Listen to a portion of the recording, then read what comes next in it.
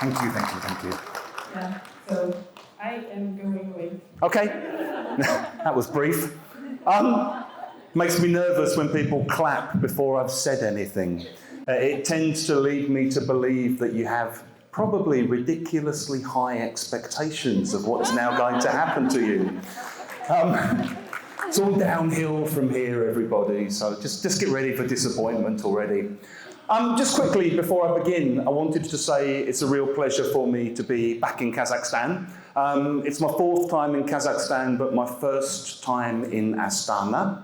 And thank you very, very much to Christina and everyone at Scholarium for inviting me and for organising everything. And I know that I have the easy job because I just turn up for the last hour and do my talk, and that all of the hard work has been done before this in order to make everything happen. So if you don't mind, first, just a quick round of applause for Christina, Lena, the Scholarium team. Thank you. And all of the volunteers and everyone who makes all of this possible. Yeah? Thank you. So, hello. My name's Hugh Dellar. I'm a teacher and teacher trainer and coursebook writer, and I guess methodologist.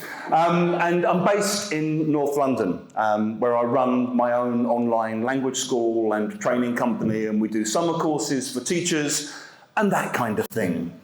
And what I'm going to be talking about today may seem like a strange thing for a native speaker who doesn't really speak much Russian or any Kazakh at all to be talking about, which is the whole issue of translation and first language use in the English language classroom, okay? And you will have noticed that I called the talk Tackling the Taboo, because in my experience, it's still something of a taboo topic in lots of English language teaching contexts. And in classic English language teaching style, I'm going to begin by getting you just to do a little bit of pair work, okay? Yeah, I know. Teachers love all this stuff. So, what I'd like you to do, just quickly with the people next to you, just these questions. Do you use first language in class? If yes, what for? Do you ever make use of translation? Does your school or institution have policies on this? I'll give you a couple of minutes and I'll come round and listen, okay?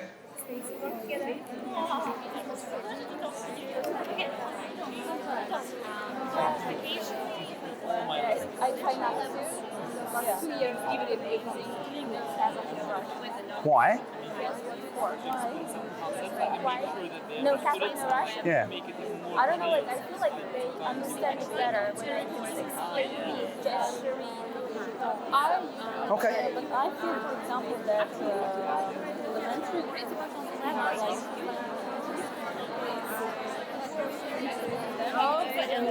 Yes. So I may know the 5% around because for the groups that are just beginning groups, because they may not express whatever they want properly in the English language. That's why, but mostly not. I'm the director of the center, and I would say not only groups that are just beginning, it can happen at any level in a way.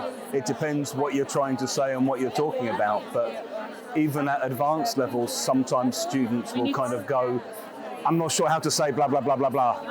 Yeah? I mean, it must happen even with you sometimes when you're talking, where you kind of go, I don't know how to say that in English. It's... But it comes out, yes? If you're lucky. If you're lucky.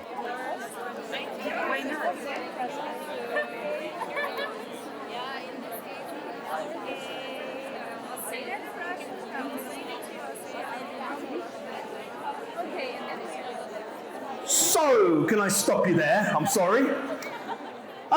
Just from the brief sample of people I was listening to, it's interesting already how many people, and I'm guessing the sample was representative of a wider trend. How many people say things like, oh, I try not to, or best not to use first language in class. Oh no, first language in class, bad. I'm actually here to tell you that if this is what you believe, one, you're going to hate this talk, and two, I think you've actually been conned by monolingual native speakers who are scared of your superpowers. Because among the many superpowers that you have as non-native speaker teachers of English, I mean, one, you've actually learned English, right? Like the hard way. I haven't. I just happened to speak English because of an accident of where I was born, okay? I didn't do any work to get to this level. It just kind of happened to me naturally. You've actually learned English, and you speak at least one other language. Many of you are going to be trilingual, yeah? And you're often teaching classes which are going to have bilingual or trilingual students, or students attempting to become bilingual or trilingual. And you know, I know Kazakhstan has a kind of trilingual language policy moving forwards, yeah? And as I said, you might be thinking that for a native speaker talking about these ideas, I'm a strange convert to the idea of first language use in the language classroom. But my own route towards my beliefs and my conclusions has been a kind of slow and painful process. I first trained as a teacher back in 1993, before some of you were born, probably before most of you were born, looking around the room, God. Yeah, so I've been teaching 31 years now. And like a lot of native speaker idiots who didn't really know what they wanted to do with their lives, I kind of stumbled onto a 1-month CELTA course because I thought it might be interesting to go and live in a foreign country and work for a bit. And on my actual CELTA course, we were told absolutely nothing about the use of L1, okay? It just wasn't mentioned at all. It was like the fact that the students I was going to be teaching had a first language didn't exist. Those of you who've done CELTA courses yourself, I don't know the degree to which first language use was mentioned. If it's mentioned at all, it's often mentioned in a very minimal kind of way, okay? So my initial training didn't prepare me to think about this at all. It just didn't exist. I then had this experience of reading about language teaching, as you do when you start out. And the 2 books I read first were Jeremy Harmer's The Practice of English Language Teaching and Jim Scrivener's Learning Teaching, okay? I went back recently and had a look at these books. And the Scrivener book does not mention translation at all, okay? It just doesn't exist in the book. Quite remarkable. The Jeremy Harmer book has a little bit about translation where he's talking about vocabulary. And it's interesting because he says, initially, translation can be an easy and direct way to help students understand meaning. He then says, however, there are problems with translation. Not all words are easy to translate. I mean, a hell of a lot of words are quite easy to translate, though. But apparently, not all words are easy to translate. And sometimes, using translation can make life too easy for students. I mean, God forbid we make life easy for students, but let's just try and make life harder for the students, because life isn't hard enough already. So, having read these 2 books and learned how not to make my students' life easier, I set off into the wider world. And the first real job I had was working in Indonesia. I lived in Jakarta in the 1990s. And predictably, most of my students were monolingual students.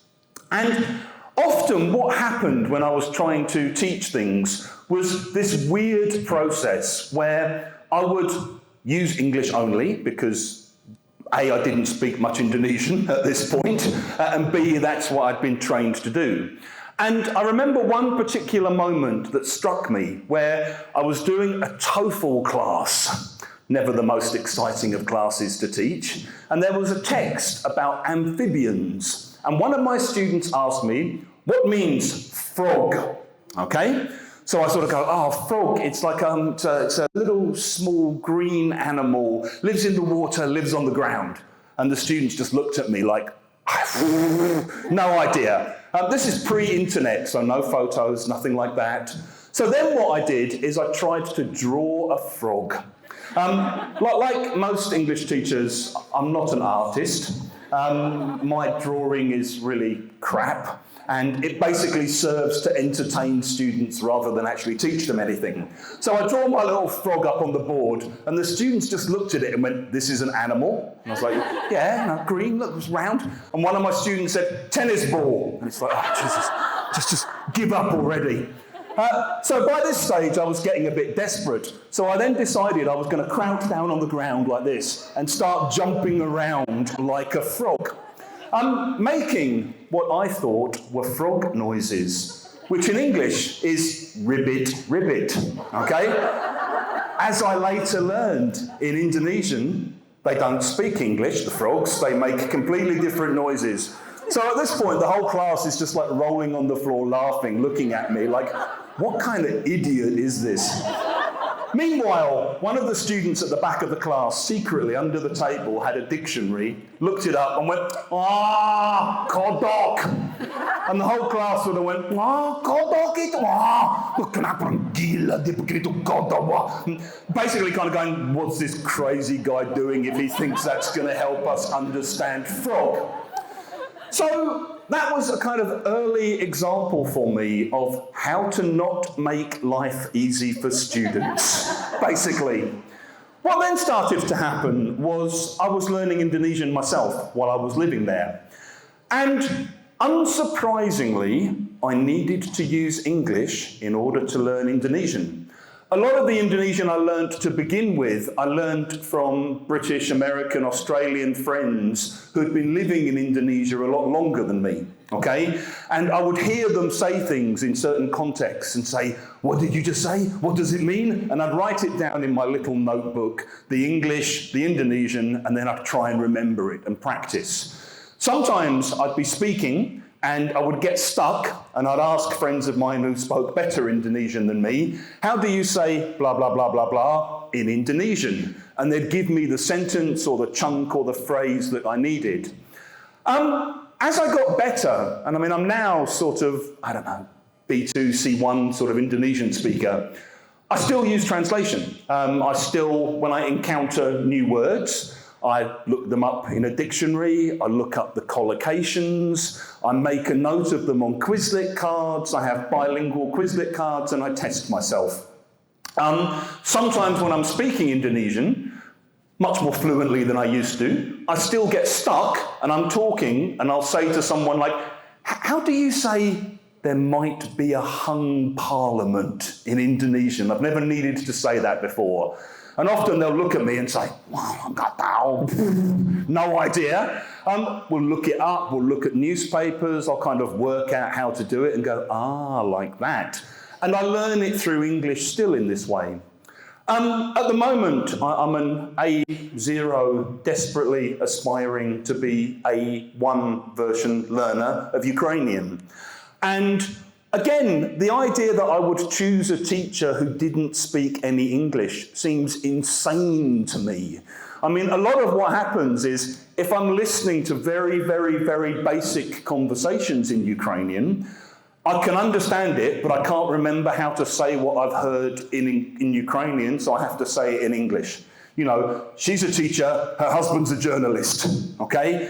I understood it when I heard it, but I don't know how to say it. And the teacher will then kind of say, "Good, do you remember what you heard?" Not really.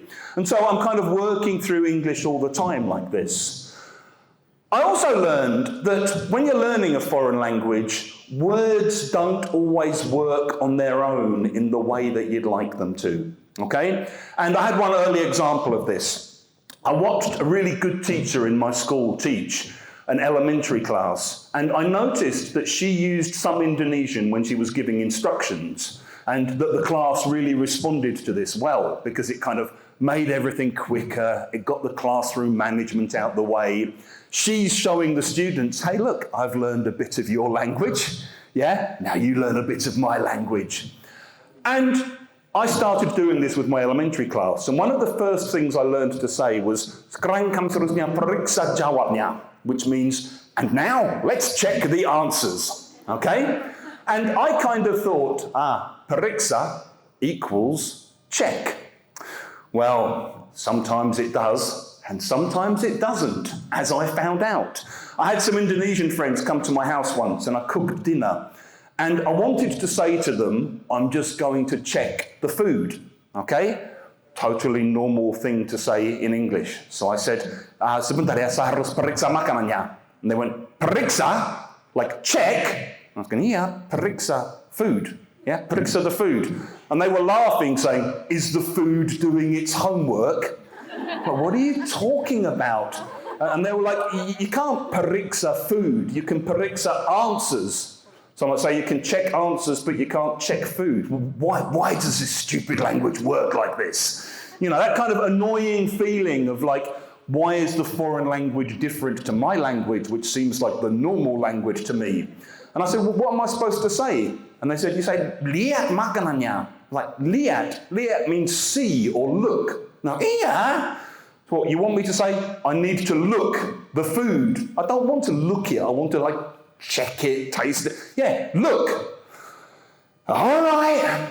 And so I started to kind of realise that the word-for-word translation approach doesn't work all the time, and it causes all kinds of problems.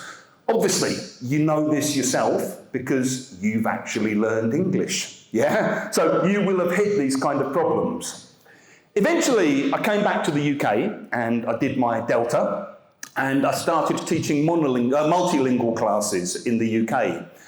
And I started to notice the same kinds of things that I'd been experiencing when I was speaking a foreign language happening with my students. So I'd be doing things like rounding up at the end of speaking sections. And I'd have something on the board like, he's got a really good job. He about 100,000 a year. And I'm thinking that students are going to say earns or makes. And the Brazilian guy in the class would be shouting out, wins, wins, wins. So it's not a competition. You know, it's what I later realised is, in Portuguese, you win money in your job. In English, you earn money or you make money. I also started sort of recognising that students from certain language backgrounds, even where I didn't speak those languages, produced very particular kinds of sentences in English, okay? So, I don't know if any of you recognise which language might produce, I was stolen my wallet. Nah, got any Japanese speakers in the room? No, okay. It's basically a direct word-for-word, sentence-for-sentence translation from Japanese. Whereas, you know, I'd say like, I had my wallet stolen or someone stole my wallet. You then hear Spanish, Italian, French speakers say things like, oh, is of course very interesting, okay? Where again, the message is completely clear, but they're translating the whole thing directly from French or Italian or Spanish, yeah? And you know, unsurprisingly, the languages which we speak first influence the languages which we then go on to speak, yeah? That's just how learning works. So, I didn't really start thinking about what I might be able to do about this for quite a long time. In about 2008, 2009, I started working on the Outcome series. Some of you may know it. If you don't, why not? It's a coursebook series I've been working on, and we've just done 3rd edition now. And when we did 1st edition, I had this idea that we wanted to have a little feature. When you're working with publishers, they're always asking you, what's your unique selling point for this book? And you're trying to think of, what can we do that will make this kind of new and sexy and exciting? So we had this idea that we wanted to focus on little language patterns around particular words and the way that the words interacted with grammar, okay? So we had little things like, in an upper intermediate book, we had this little pattern. Mongolia is known as the land of the horse. Shanghai is known as the Paris of the East. Aubergines are also known as eggplants. The area is known for, it's well known for, is known to, few details are known about, okay? And I wanted students to start noticing things about these kinds of patterns and just noticing how the word know works in these different kinds of contexts. Probably you've read or you've heard about the idea of noticing. It's a kind of key idea in language learning. There's this quote by Schmidt about noticing doesn't guarantee that you're going to acquire the actual items or the language that you're looking at, but you can't actually learn things until they've been noticed. I don't think it's always true, but a lot of the time I think it's true. You can't properly learn something until you've noticed the thing that you're trying to learn. Rod Ellis also talks about the importance of kind of drawing students' attention to items, particularly things that don't work in the same way. Okay, so if you know a Russian speaker or a Kazakh speaker is going to do it in this way, those are the kinds of things that you need to draw their attention to and say, yeah, so in our first language, it's blah, blah, blah, blah, blah, blah, blah. In English, they do it in this stupid way. Don't ask me why they do it like this, but the pattern's different in English. So, you know, for us, we would say, I don't know, my dad wants that I study business. English wants me to study English. Why? Because that's how English works. It's different. So we started thinking about noticing and thinking of the importance of noticing. And I think when you're thinking about learning a foreign language, basically there's not many steps that you need to go through, okay? You need to hear or see the language. You need to basically somehow be led to understand the meaning of the language, whether that's through explanation, bad drawings, people hopping around on the floor making weird noises, or translation. You need to understand the meaning. You need to notice the way the language works with the words and the grammar together. You need to do something with that language, you need to use it in some way, and you then need to keep repeating these stages over time. I mean, when you express it like that, it sounds quite boring and hard work, but that's basically how language learning works, okay? So what we then started to do is to think, okay, how can we get students to notice? How do you know if students have noticed? I mean, as a teacher, you can kind of stand there and say, look, notice, okay? And the students go, yeah, all right, teacher, whatever you say, noticed. And you say, oh, great, noticing has been achieved. I mean, obviously not a very effective way of testing noticing. So the first thing we tried was this. We did an early sample version where we had this word hardly, and we were thinking, oh, lots of quite interesting patterns around hardly. You've got, hardly the same thing, hardly an instant solution then. I hardly know anyone who agrees with it. You've got these kind of sentences. So what we did to begin with was just ask students what I'm now going to ask you, okay? What patterns do you notice there? And I'll give you 1 minute. Yeah, that's usually the silence I got from my students as well. I'll give you 1 minute. Funny you say that.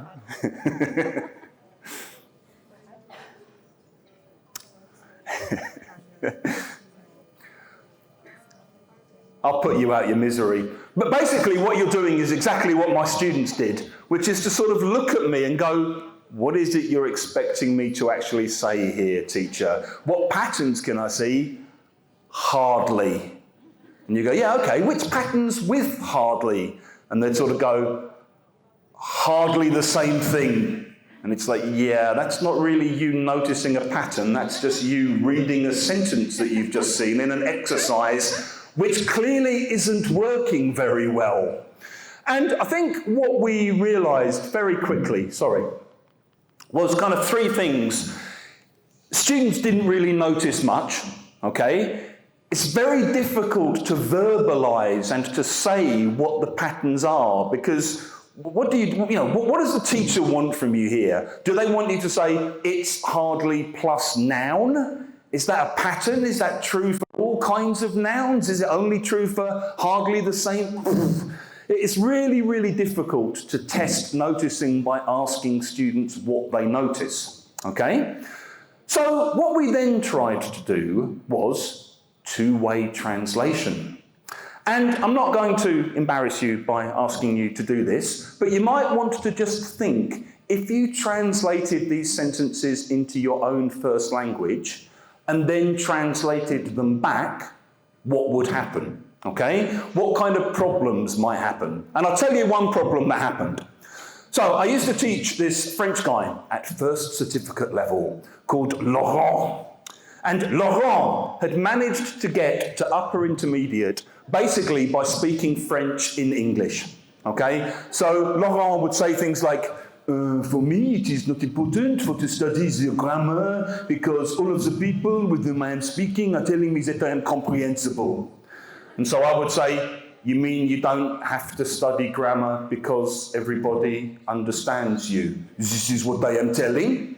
No, it's not. What you're doing is translating directly from French and saying it in English. What I'm doing is telling you how that's normally said in English. This is equivalent. No, it's not the same. It's a different thing, and you will not pass first certificate speaking like this. So I decided to try another way of testing noticing with Laurent. And we had these same sentences, but this time what we did was to say, look at these sentences, check you understand them, write them in your own first language, okay? Cover them up, cover up the English, wait 2 or 3 days, look at the first language sentences, write them in English, check, did you remember correctly? And this was really interesting because I suggested this to Laurent. And I said, okay, I'd like you to try this, Laurent. For me, this exercise is stupid because I am already thinking in English. Oh, you're thinking in English already? Uh-huh. Interesting. Look, Laurent, just do me a favour, okay? Translate one of these sentences for me into French, okay? Well, in French, it is the same. It's like, it's not the same because it's in French for a start, okay? Just take this one sentence. Hardly a day goes by without hearing one of these stories. Yeah? Do you understand the sentence? Of course. Okay, good. Can you write it for me in French? And he wrote this sentence for me in French, and I said, can I take the paper? Okay? I took the paper, put the paper in my back pocket, and I thought, I have a weapon. Okay, I can use this to hit Laurent with.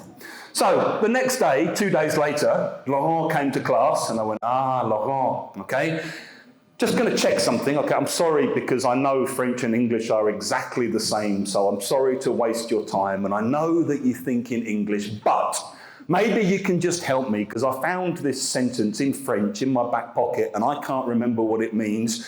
Can you just tell me the English for this? And Laurent looked at this and said, oh, it's very stupid. Hardly a day is passing without that I hear of one such story. Okay? I was like, you sure that's the English? Okay? It is equivalent. And I show him the English, and he kind of looks at it, and looks at the French, and looks at the English, and looks at me, and kind of goes, it's like, yeah, I know, okay. And in a way, what happens when you're doing this kind of exercise is you're actually testing what's been noticed. Or in Laurent's case, what hasn't been noticed. You're kind of catching the gap between the two languages. Because what loads of students can do is to see English, understand English, translate English into first language. When required to reproduce English, forget the English and basically translate word for word from their first language. And what you're doing with these kinds of exercises is you're kind of minding the gap. You're checking whether they've noticed the gap between the two languages. And Laurent took this on board, bless him, and he did this with almost everything that we did in class. He used to make these huge lists of sentences in English, sentences in French, and he'd test himself all the time. And he sailed through first certificate, okay? Hallelujah. So I then started thinking, well, it's weird. If this works so well, why don't more teachers do this? And why is this such a taboo? Why wasn't I told about this on my training? Why do so many people still believe this is a bad idea? And It won't surprise you to know that actually the reasons why you've been persuaded not to use your first language aren't pedagogical and they aren't research-based. They're basically to do with commercial and political pressures. I think partly what's happening is a kind of continuing backlash against grammar translation. As you'll probably know, like right up until the early 20th century, grammar translation was the dominant way of learning foreign languages. The idea was that you'd get a literary text in a foreign language, and you'd basically have to kind of memorize the word lists, and then you'd translate the sentences, and then you'd translate back into the other language, and eventually you'd be able to read the classics in the foreign language, okay? Kind of based on the study of dead languages like ancient Greek and ancient Latin, which was very popular in kind of elite English circles at that point. And grammar translation basically valued writing and accuracy and literature, and there was then a reaction against this. And as often happened, there's a kind of seesaw movement which happens where people kind of threw the baby out with the bathwater, if you like. And we switched from this kind of grammar translation method, where everything's done through the two languages, to the direct method or the natural method, which basically banned first language. This idea that language learning has to be completely immersive, it has to be completely based in the second language. And I think what then started to happen was even the other developments that followed after this basically stuck to this monolingual kind of principle. So communicative language teaching, the silent way, audiolingualism, all these kinds of methods were essentially methods which privileged monolingual native speakers and that ignored the fact that students already came to class knowing at least one other language, often two other languages. This was also codified for commercial purposes. So in 1908, the Berlitz School, which still exists out there in the world, was started. And Berlitz's marketing and advertising was a kind of anti-grammar translation message. It was, we only employ native speakers. A sentence that you would imagine has disappeared from the language in the 124 years since then. But no, you still see adverts for this kind of thing. We only use L2 and we offer an immersive language environment. And I think what then starts to happen is you have these kind of four beliefs, which is language learning can only happen best through monolingualism. Okay, we're kind of mimicking this natural approach, like that's the way children learn their first language.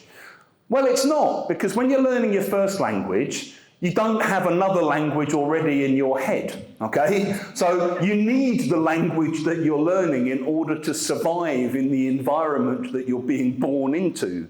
And you're learning your first language all the time through endless, meaningful communication with a parent, okay? Hell of a lot of repetition. You know, have you brushed your teeth yet? Have you cleaned your room?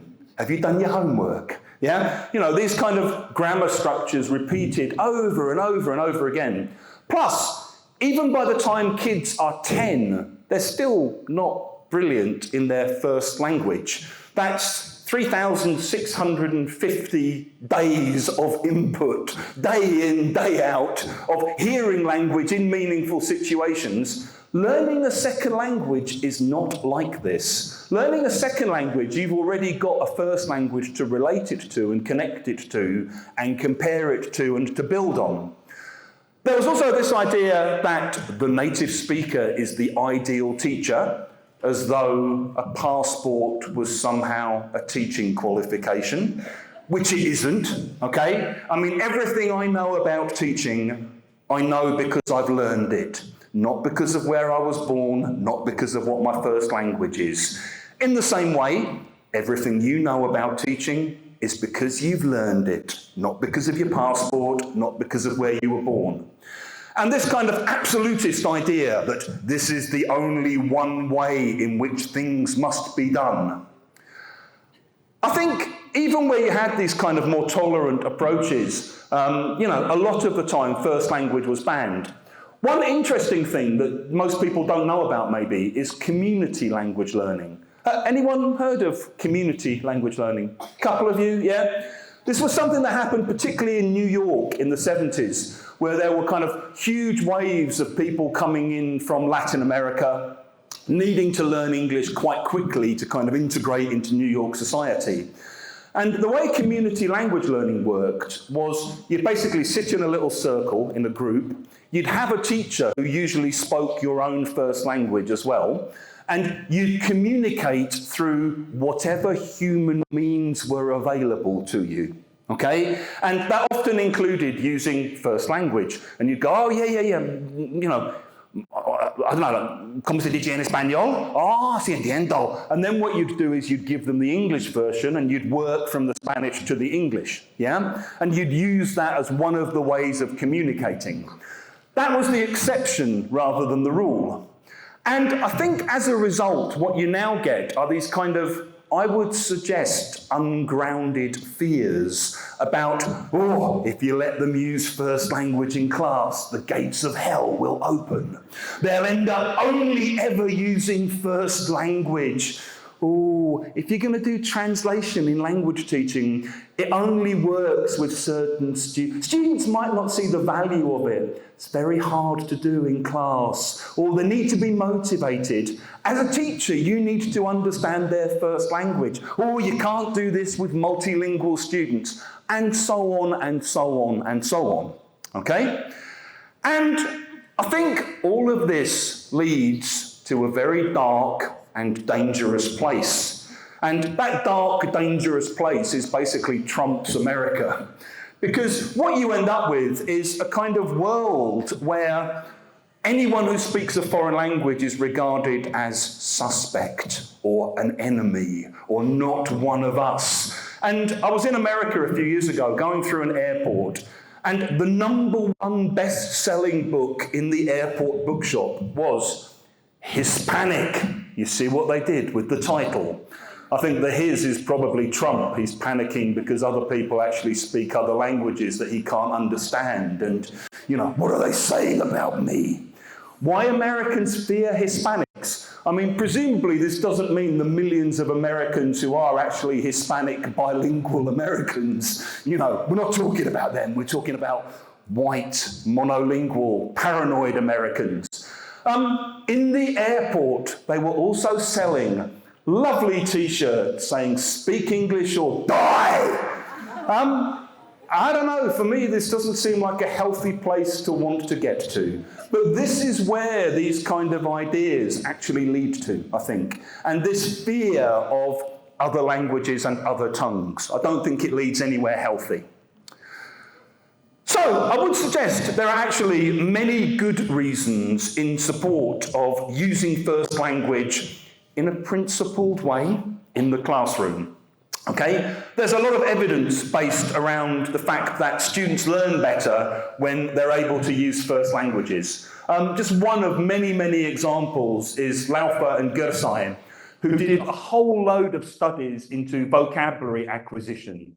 And they did things like focusing only on the meaning in one second language, focusing on the meaning and the word formation in second language, looking at the meaning and also having an L1 translation.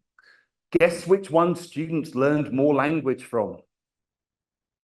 Third one, okay? I mean, it seems like a no-brainer to me, but there's a lot of research data to prove that students learn better when they're able to compare and remember with their own first language, okay?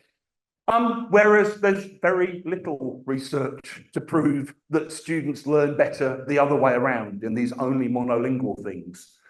I think also, just translating is a very real world communicative task, okay?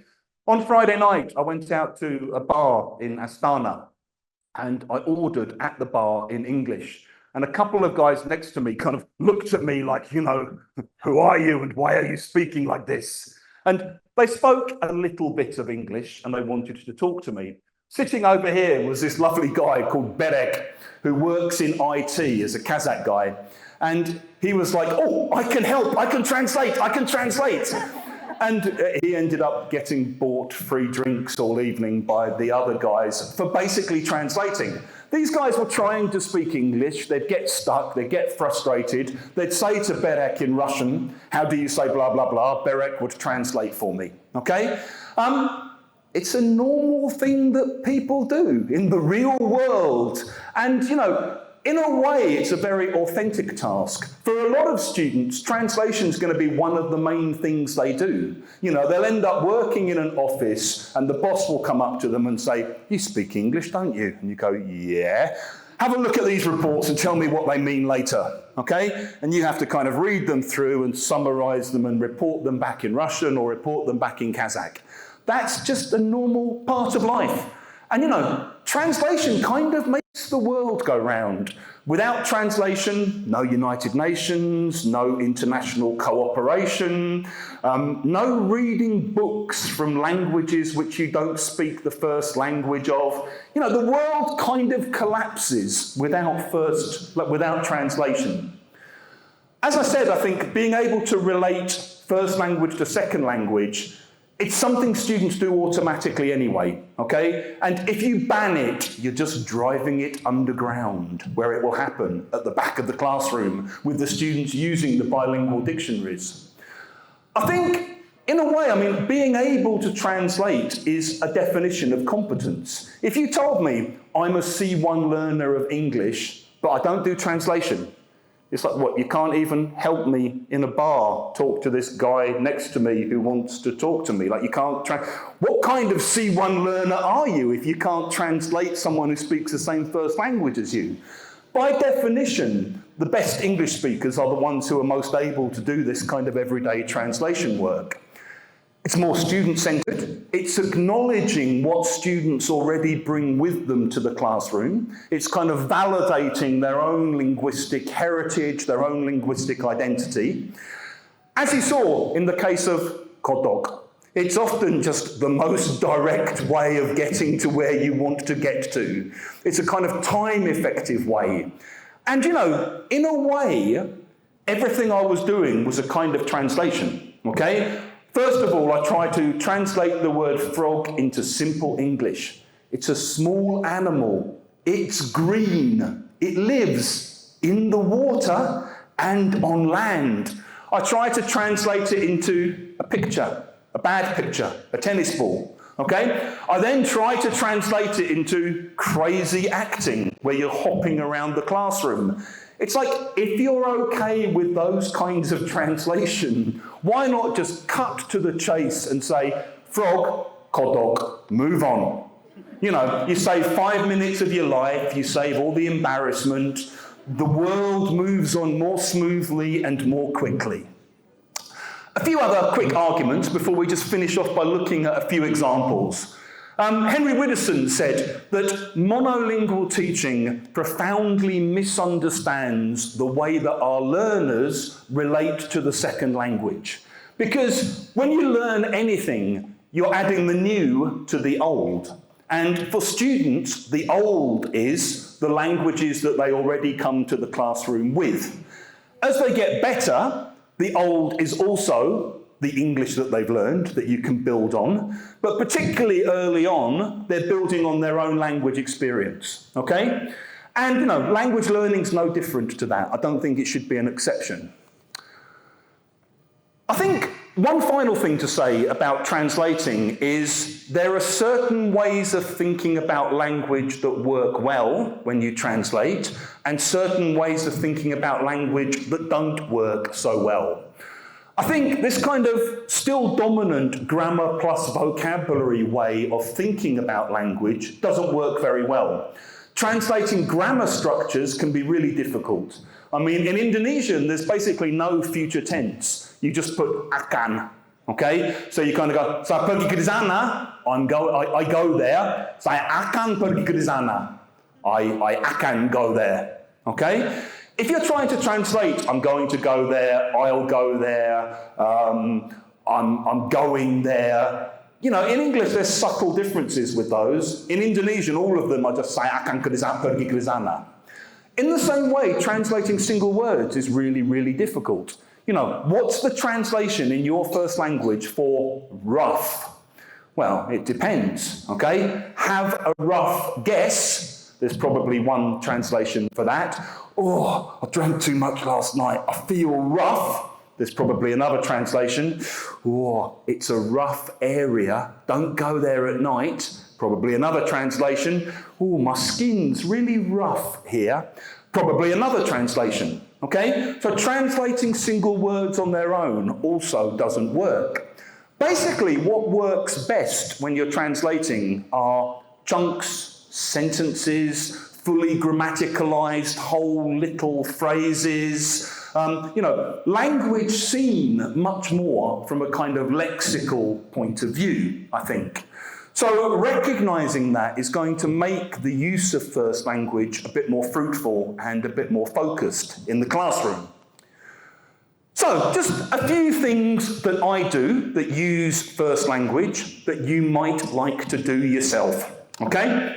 First one is, if you're coming into class and your students are sitting there chatting in first language, that's fine. Just use this as a quick springboard and say, okay, going to give you 5 minutes, just write down in English the conversation you've just been having. Okay, just do that. And then you go around and you help them out and you kind of go, oh, you don't know how to say that bit. I guess you could probably say it like this in English. Okay? A similar kind of idea is sometimes if you're doing, like you're doing a kind of group work or a project work thing, let them read things, maybe on their phones, in their own first language, and then in groups they talk about what they've read in English. Okay, so you can say, okay, in 5 minutes we're going to have a little debate, AI, friend or foe, okay? Google, in your first language, I'll give you 5 minutes, choose a couple of things to read or to watch. Now use what you've read or watched to inform your discussion in English. And again, when they get stuck, you can help them out because you have a superpower that I don't have, which is you speak their first languages. Okay? Sometimes I think what you can do, sorry, it's messed up my PowerPoint here. You can sometimes give single words as a starting point, but you can point out the differences. So, for example, if you're a Spanish speaker of English, a classic mistake is to say, in my job, I am the responsible of hire and fire. Okay? In Spanish, responsable is a noun. Responsible, responsable. Gracias. Yeah, it's a noun. And so students will often say, I am the responsible of something. So you can say, yeah. So that word, it means responsible. But in English, responsible is an adjective, and we usually say, I'm responsible for hiring and firing. Preposition, ing. Okay? Write down the Spanish, write down the English, go home, test yourself, see if you've noticed the difference. So you can start from the single word, and then you can kind of expand out and show the students the different patterns. Sometimes just allow students to translate things they might have to translate out of class. You know, if you've got students who are working in IT or journalism or anything where they have to deal with the two languages, just get them. Okay, bring me something that you have to talk about in your job. Bring me emails or bring me sort of articles from your field that you need to talk about, and let's translate them and let's have a look at how you work out the English around them. Other little things you can do. A fun task for intermediate learners. If you're doing food as a topic, get them to write a menu in their own first language. Okay? Everybody writes down the menu. You then say, okay, going to do a quick bit of pair work. You're the tourist, you're the local, okay? Show them the menu. You say, okay. Don't you have an English version? Sorry, no English. So what's this thing here?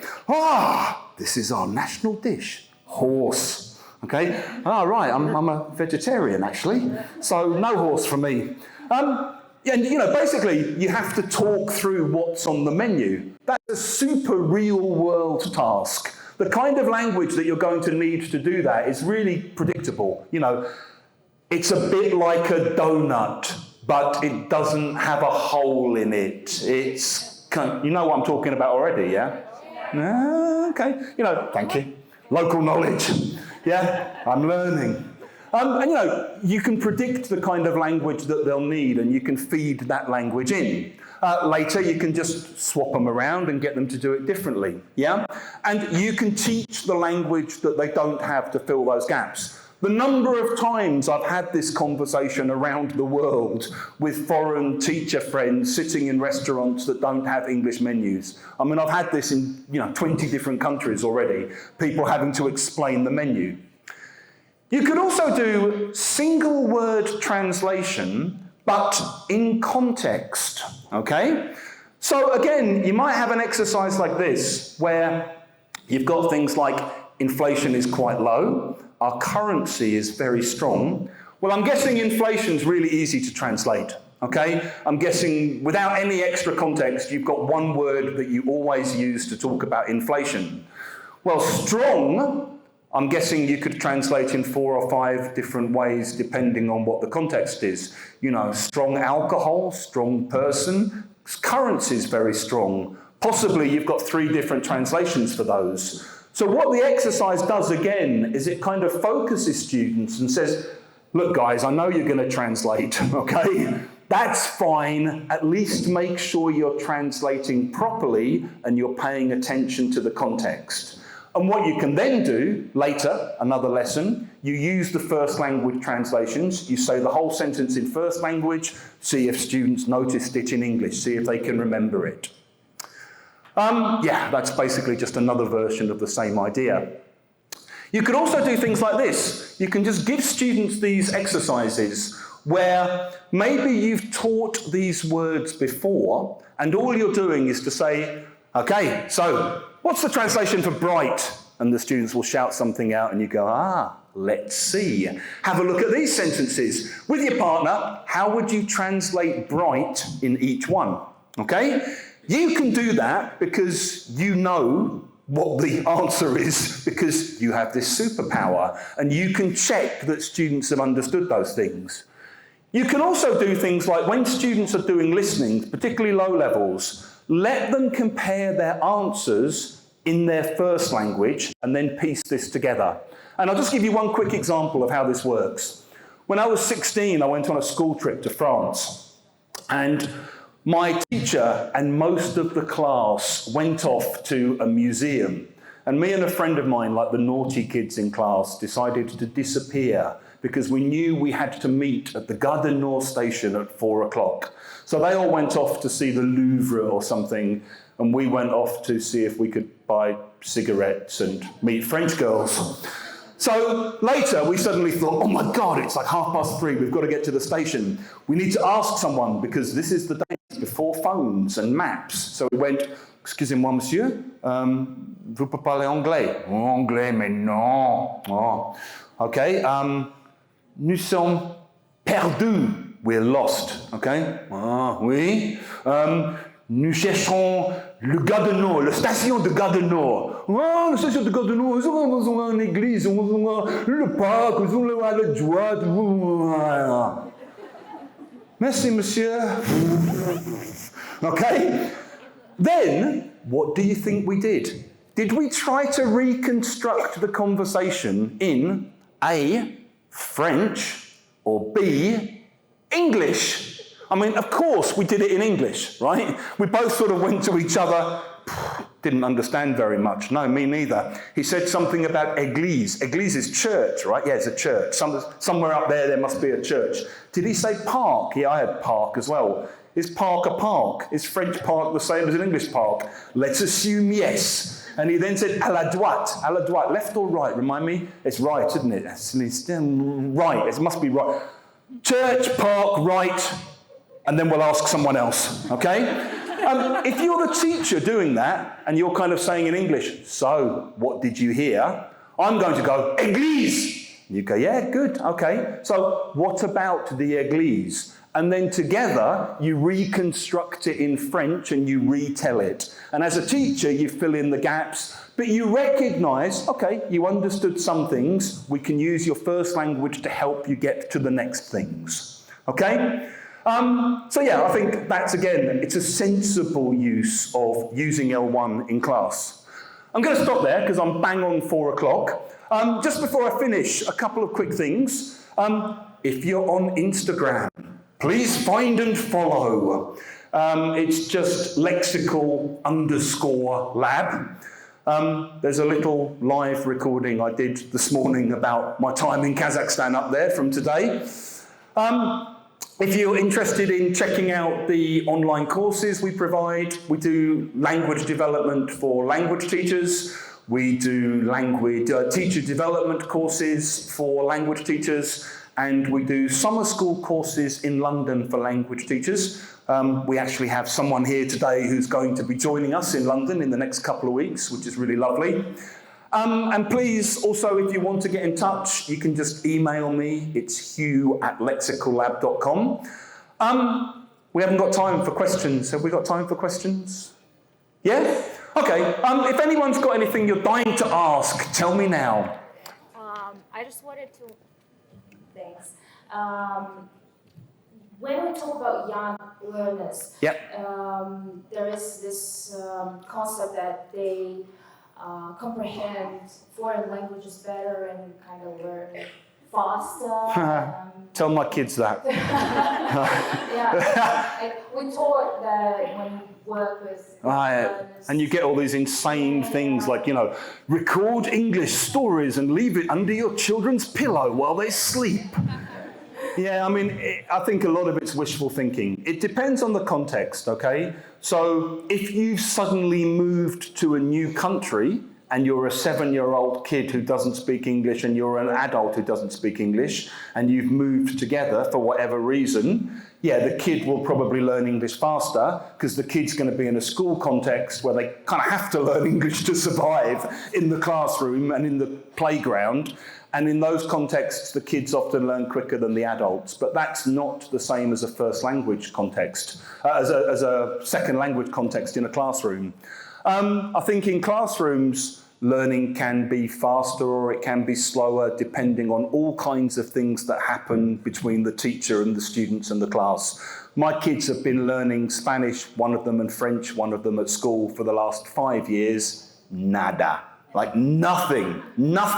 Like you look at it and kind of go, what do you do in your classes? And my son's like, I learn how to say stupid stuff like, I love my castle because there is a carpet in the toilet. And it was like, how do you say that in Spanish? I can't remember because it's stupid. He's 12 already and he's like, I'm not going to learn this rubbish that they're teaching me. What's it for? And he's had 4 hours of Spanish for 4 years. Like nothing. If you kind of go, hola, ¿qué tal? Huh? Like nothing. It's like, what have you been learning all this time? So it really, really, really depends on what happens in the class and what the teacher does, I think, rather than the age. I think the age is only an advantage if you're in a very immersive environment. Yeah? Anyone else got any quick questions you wanted to ask? I'm here.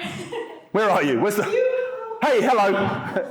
I know that I shouldn't, but how to stop myself doing that to my students? Like when I send them to these rooms, like to work in pairs, Yep. and when I try to monitor them, they like, in Russian, of course. Yeah. What do you need to do? Okay, you stop. No, okay, let's think about something else. And in Russian, and then like, English, please.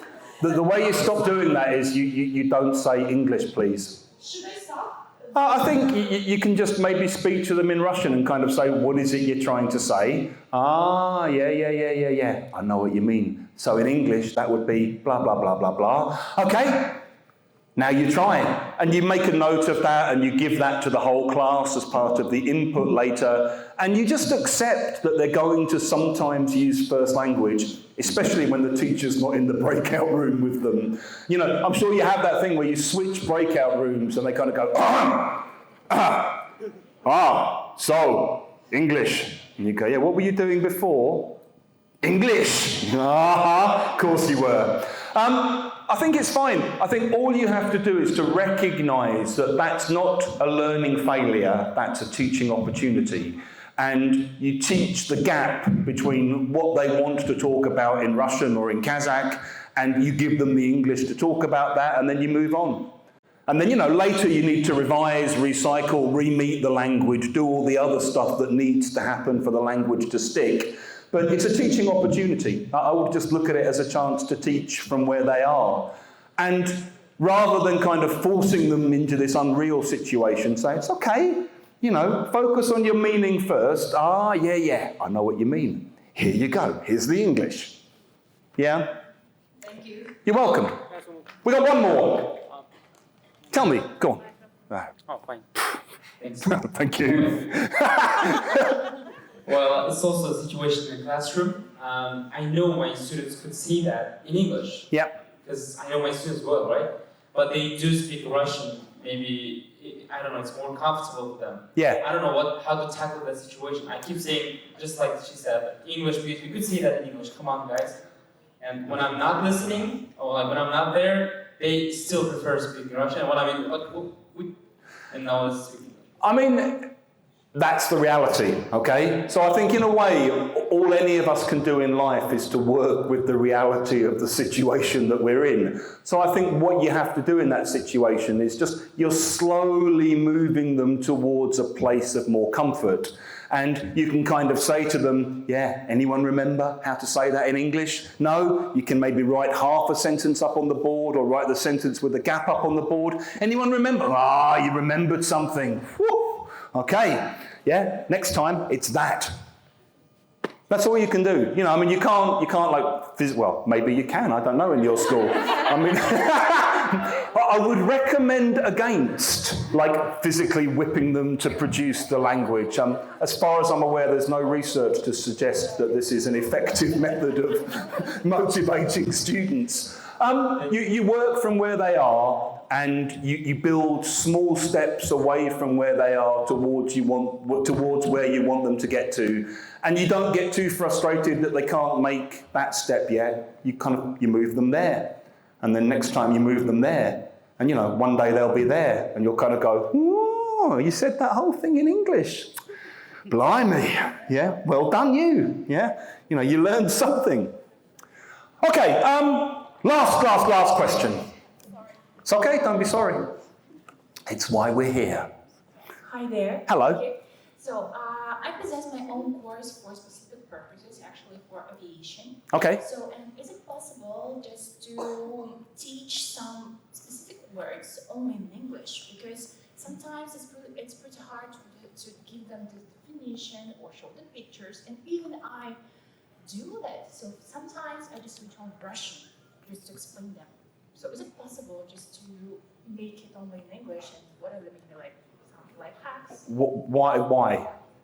I mean, if you can already translate them and give them the meaning. I mean, in a way, when you're learning a language, right, the meaning is the least of your problems, okay? The meaning is the easy part. And in a way, you want to get the meaning out of the way, so what you can then do is focus on how the word works, how it's used, what kind of things people say using that word or that phrase, what kind of things people say in response, and how the things people say in using that word might be different from Russian to English, say, yeah?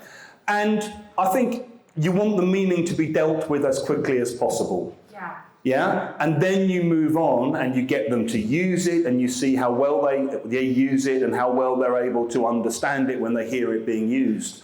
So I would say, if you're using first language to deal with the meaning quickly and efficiently, don't try to make life any harder for them than it already is. Okay, Yeah, thanks. and it's the other stuff that's important, what you do after that. I realise I've gone way over time, so thank you all very, very much.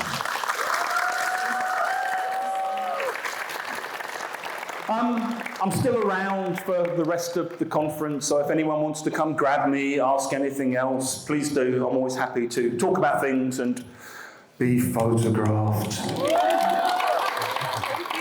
Thank you. Yeah. we are still around here because we have got a certificate and we are. Do I have to really TikTok it? I guess so. And then I've got something else. So this is like 2 books, I guess, for your kids. Wow, About Astana, thank you very much. About the Kazakhstan in general. Thank you. Yeah, and some Kazakhstani chocolate. Oh, thank you very much. Yeah, and of course the sugar. It's my mom who saw it. Ah, So, yeah. I better take that then. Thank Yeah, you. thank you so much for thank you, coming. thank you. Hey, thank you, thank you. Yeah. Thank you. I'll go and hide. The microphone's over there. Thank you, thank you, thank you. Thank you. Can you get your clicker? That's my clicker. Oh, yeah. But do you need it for now? Okay. Yeah? Thank you. I've left all my stuff up on the stage. Thank you so much. Thank you. How are you feeling? That's why we are here, right? So, not only, of course, we have got a lot of experience, and I can't believe it is finishing